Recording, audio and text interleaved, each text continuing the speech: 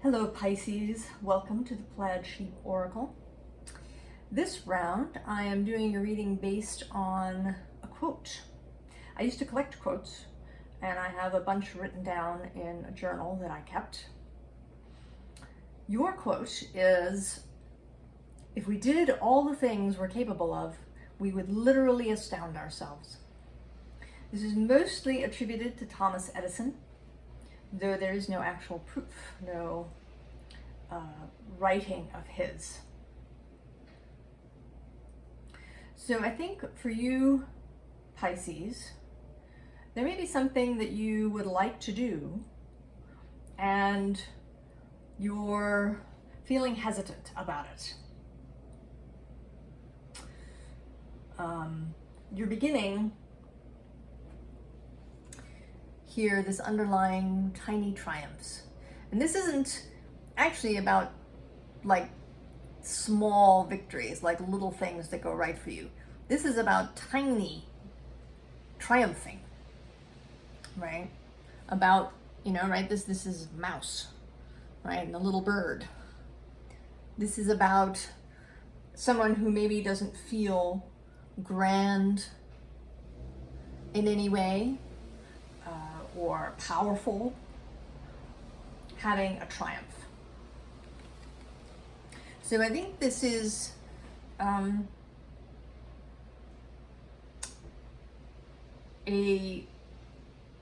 encouragement for you, Pisces, because I think that perhaps you're feeling tiny. And here in this Queen Bee card, I think that you feel not like the queen bee, but like little individual bees.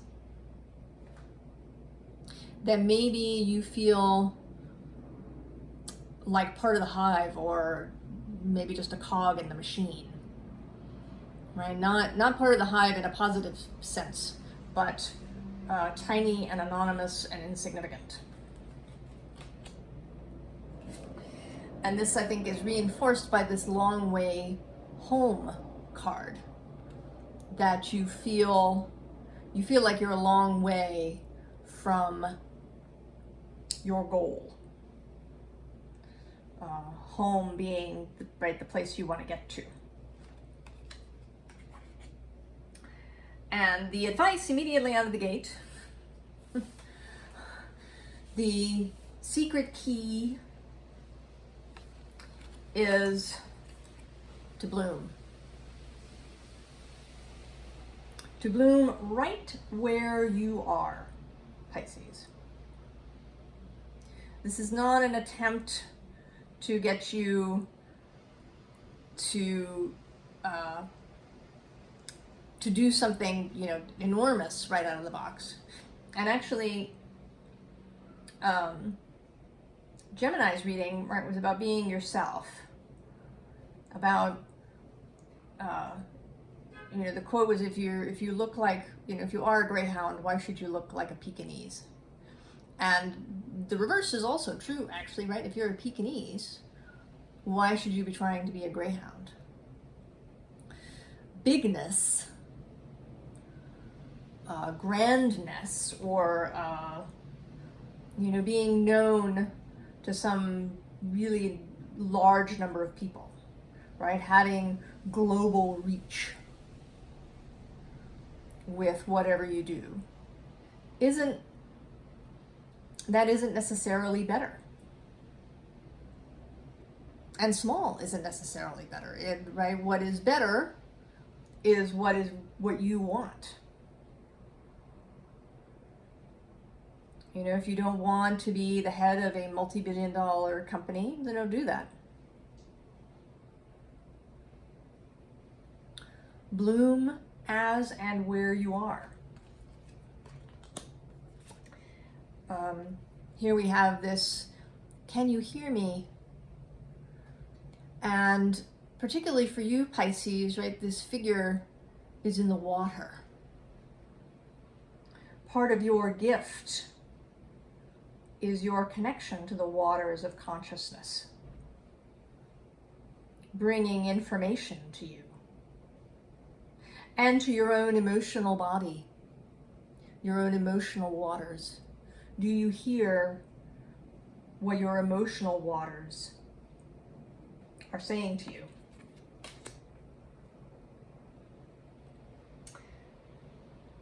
This next card, actually, this next deck is my oldest tarot deck, the first tarot deck I ever bought. And it's older than the Rider-Waite Smith deck. That may be what you're most familiar with, possibly. This was printed in Italy in 1835. The superfine Soprafino Tarocco. And so the minor arcana are without people, without real images. They're pip cards. And so to me, this 6 isn't really speaking of nostalgia as the 6 of Cups often does. This seems like a choice, right? Like choices, options that you might take. And then we have Il Matto, the fool, stepping out.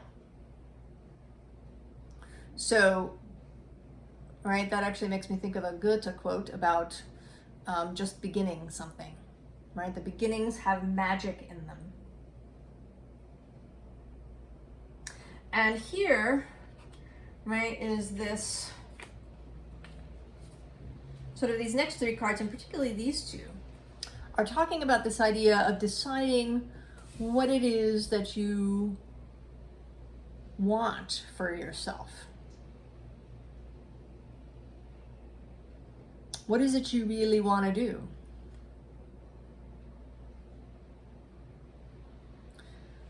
Do you want, the whole 10 of Pentacles? Maybe a big company with lots of people working for you, or where you're a part of a big team, or maybe where you have, lots of locations or a lot of clients.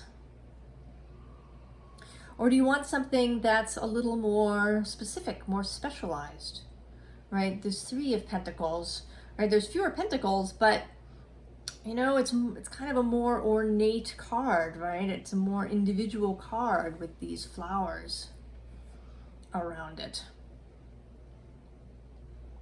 Maybe it's a smaller team. Maybe it's something really individual and private. Maybe only a small group of people will ever know what it is that you do. And both of these things can have a scare factor to them, right? The large thing is, lots of responsibility, lots of visibility, maybe lots of resources to manage. Whereas the smaller thing is about intimacy,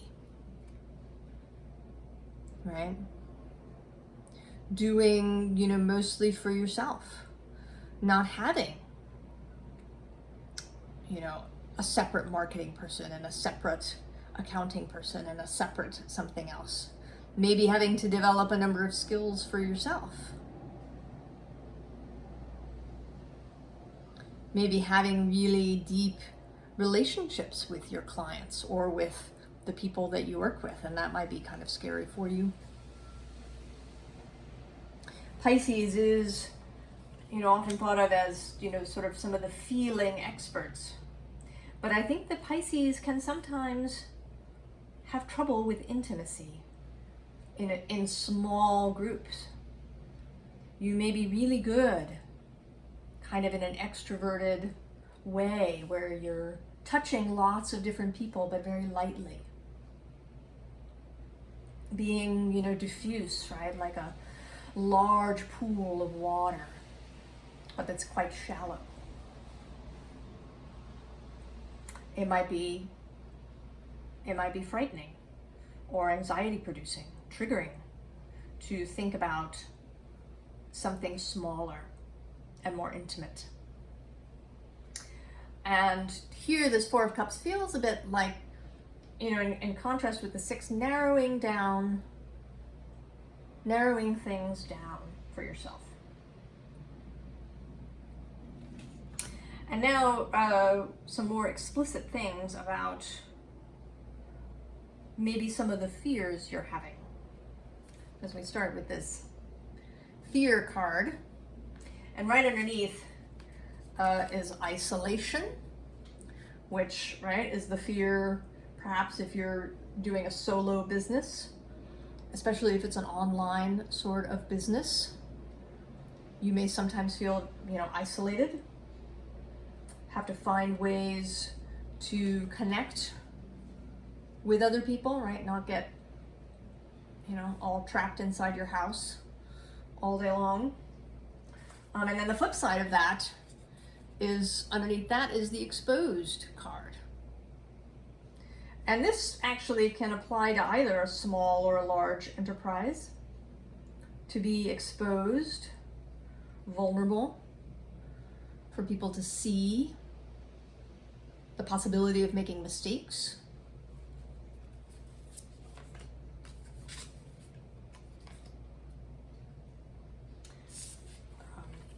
Then there's bright growth, which, you know, can also feel anxiety producing growth, right?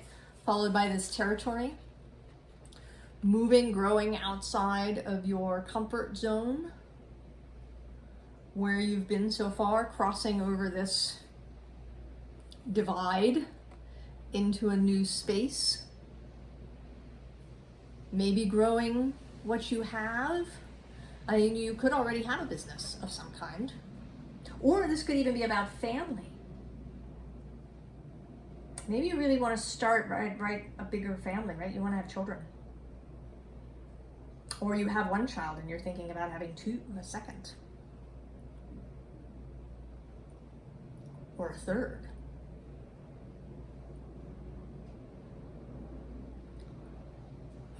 This could be, you know, branching out in the kind of artwork that you do. And you're a painter and you're thinking about adding sculpture or collage or film to what you do. Moving into new space. And then this memory card feels sort of like there's two things here. One, there is your attachment to memory, perhaps remembering times when you failed, when something didn't work out, or, you know, remembering what people said to you, or remembering what happened with your parents. Perhaps one of your parents took a risk and it didn't work out, or maybe they didn't take a risk and it's, you know, and maybe that did work out. Maybe it seemed really stable to you, right? You had a stable childhood because your parents didn't take a risk, but you don't really know what might have happened otherwise. Or maybe that was what you needed in that moment. And it's not, you know, what your parents did is irrelevant to what you choose to do. So there's that. And then on the other sort of risk side is that people will remember. Especially now in this, you know, it lives forever on the internet age, that if you make a mistake, people will see it and remember it. It'll kind of be there forever.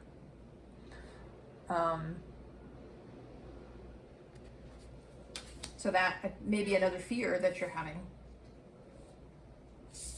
And then there's this scavenge card. And this could be related to what's sometimes called imposter syndrome, right?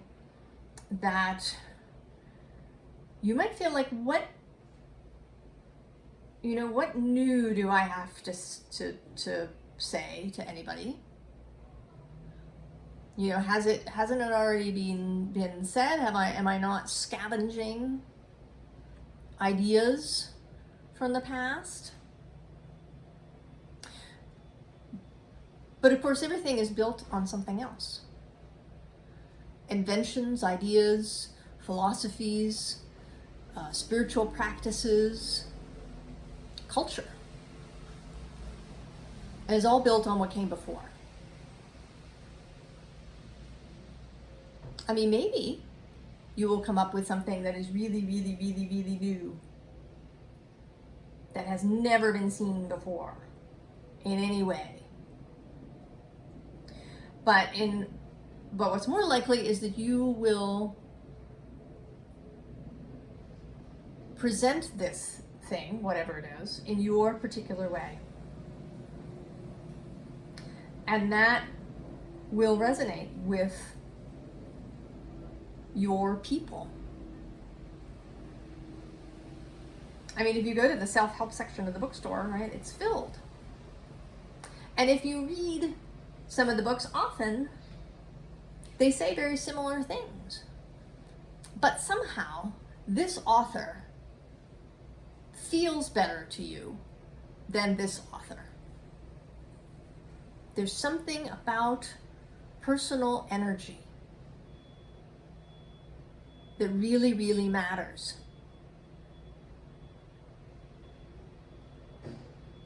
That what you have to say in your particular way matters to a certain group of people. It won't matter to everybody. And that is as it should be. So don't worry about, stealing ideas, perhaps.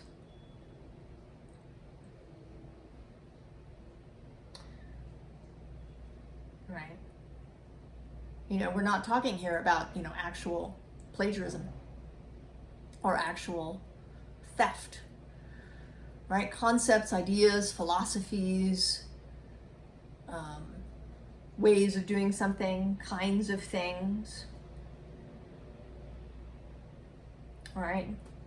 Do your paintings owe some of their style to the Impressionists or to the Cubists? Right? Everything built on something else. You just concentrate on putting your particular energy into it. This is this blooming energy.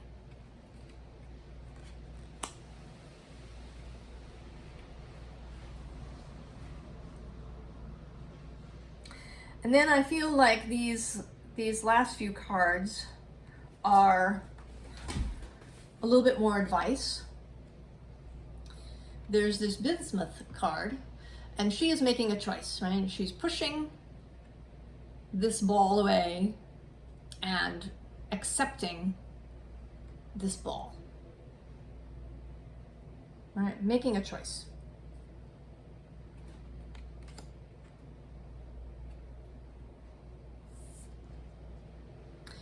And then this card, right? He's got his sword, but he's a little hesitant.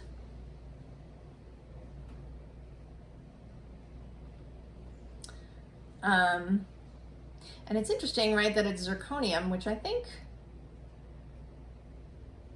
is a component of cubic zirconia, right, which are a kind of famous diamond substitute. So this may be you feeling, right, that imposter syndrome. And what comes after it is this beautiful mermaid figure, right? This is you. Just be you, Pisces. Just be you. This is part of a theme, right, that's emerged, one of a couple of themes that have been floating through these readings. Be you. In whatever way is best for you. You don't have to be like every other Pisces. If you feel like you don't match kind of the Pisces archetype, I mean, there are Pisces, right, who, did really embrace their beingness, even though it, didn't seem like it, right?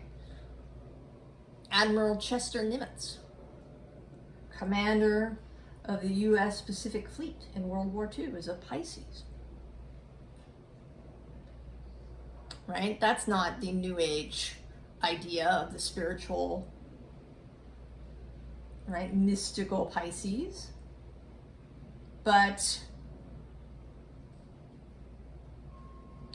right, he had a lot of really good people skills, right?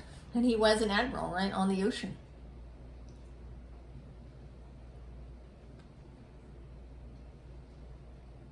And I had an aunt who was a Pisces. But you might not have known it. I mean, she was, right, she was very kind. There was a kind of softness to her. But she was also seriously organized about things. She had little notes on her pens that said, please return me.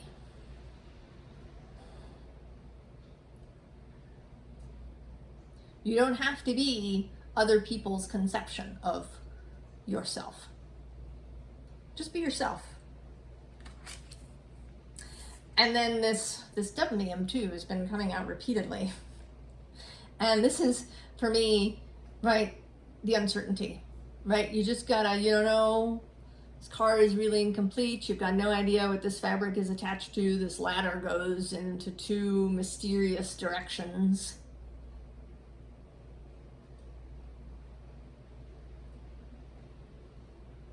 Life is uncertain. And isn't that how we want it? It seems to me that if we could see all ends, if we were all powerful, wouldn't that be really boring? It'd be boring. Right? We're all here so that the all that is can experience this, can experience uncertainty and not knowing, and the flow of time.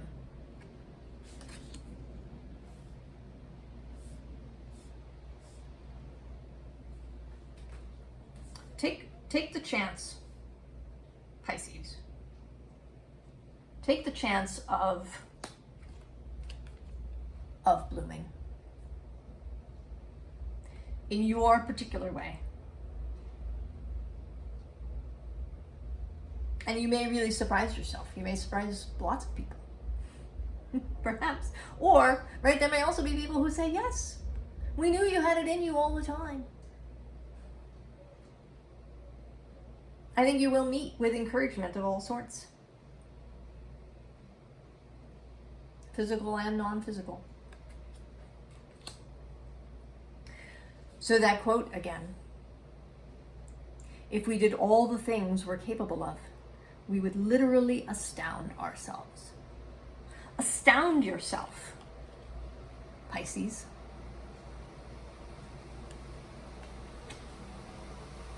Isn't that a fun thought? That you would astound yourself?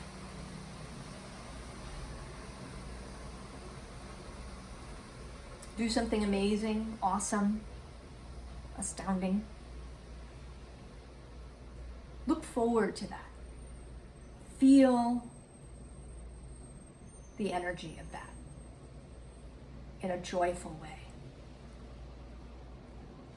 I wish you all the very best, Pisces, on whatever this journey is for you. I will see you next time. So long, Pisces.